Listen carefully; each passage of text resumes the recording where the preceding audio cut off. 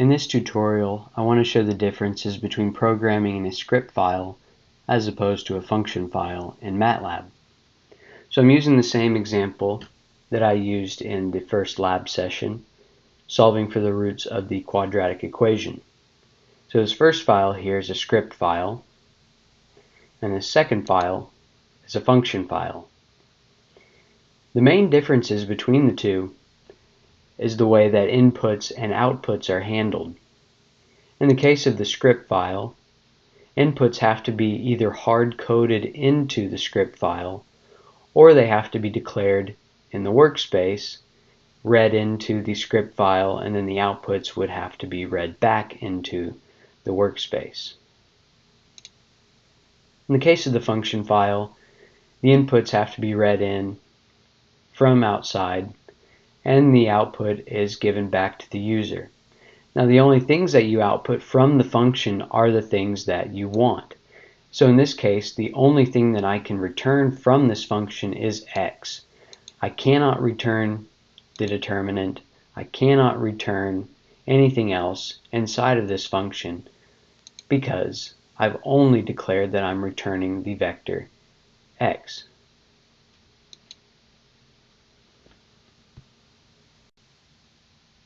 So in this quadratic equation solver, I input the values a, b, and c. I evaluate the determinant. If the determinant is negative, then I have complex or imaginary roots. And if it's positive or 0, then I'll have these real roots.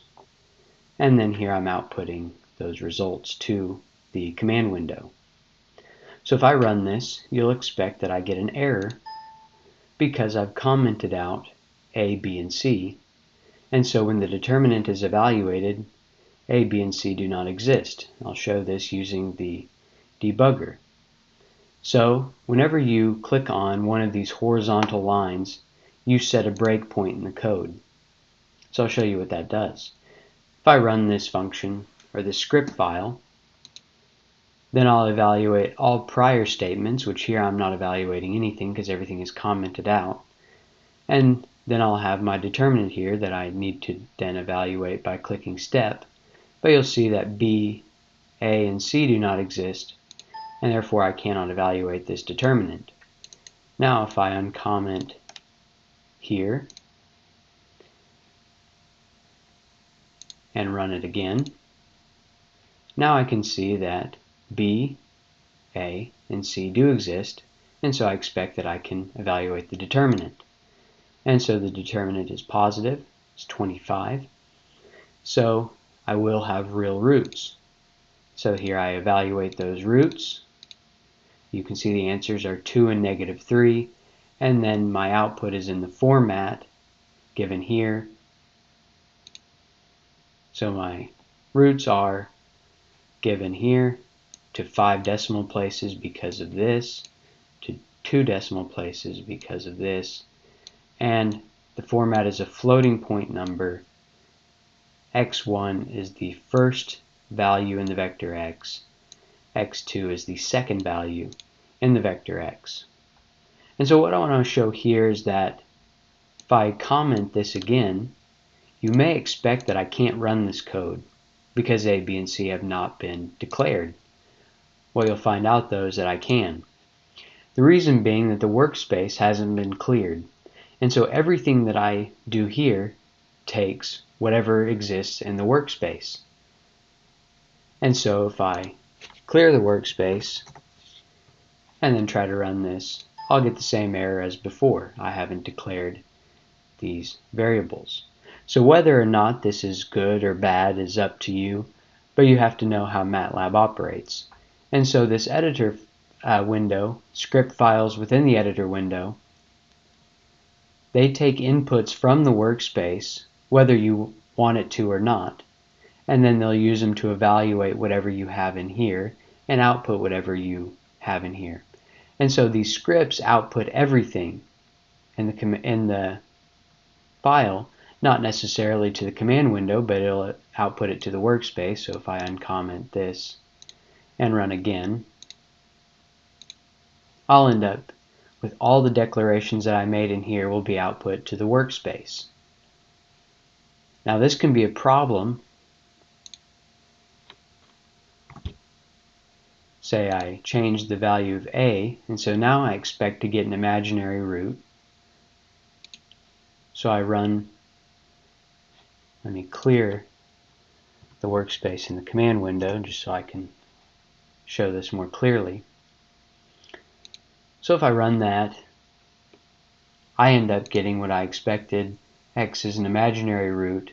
This is really just nonsense because I'm telling it to return some floating point number, but I don't have a floating point number. I have a character string. So it'll output something, but this is really meaningless. So if I try to go back and evaluate this again, the same as before, I expect that I'll get real roots and answers that make sense. But you see that I don't. And this is because the value of x hasn't been changed from the character string that I had before. And so this is where you will run into trouble. Previous runs of this function or this file will affect future runs unless I add some kind of statement to avoid that. And so I'll do that here. I'll clear the command window and clear the workspace using the following two commands.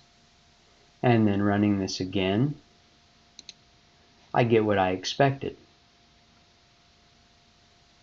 So whenever you're programming in a script file, you need to be very careful that the workspace isn't affecting your file in some way that you don't expect. And so to avoid that, I usually add these two statements so that everything in the workspace is cleared and the command window is cleared before I run my code. Now an even easier way of dealing with inputs is using a function. And so here everything is very explicit. I have to have the inputs A, B, and C given to the QuadSolver function in order for it to evaluate whatever is inside of the function and then return the vector x. So if I run that,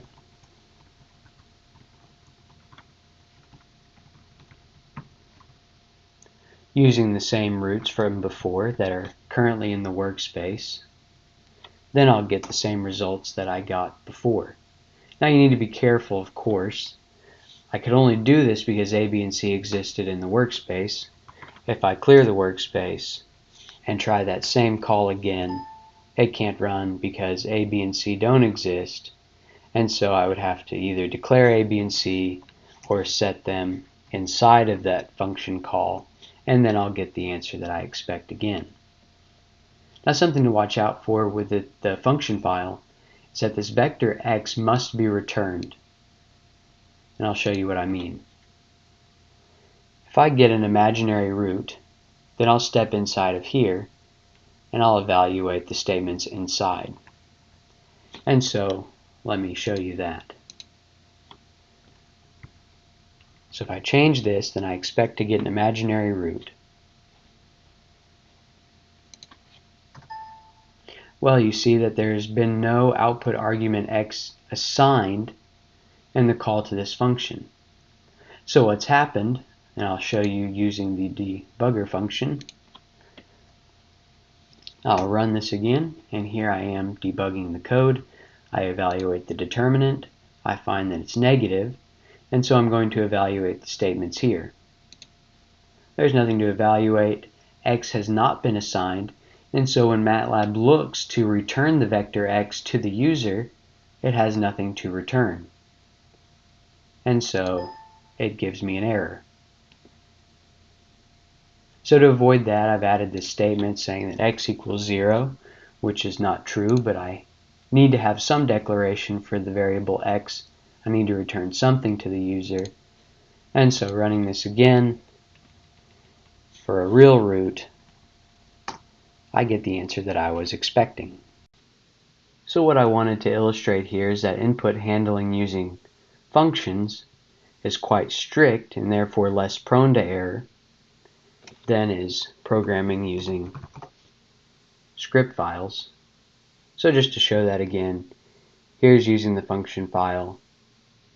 My inputs have to be declared or it can't run, and then my output is all that is returned from the function. None of the intermediate calculations are returned because I've only specified the output x.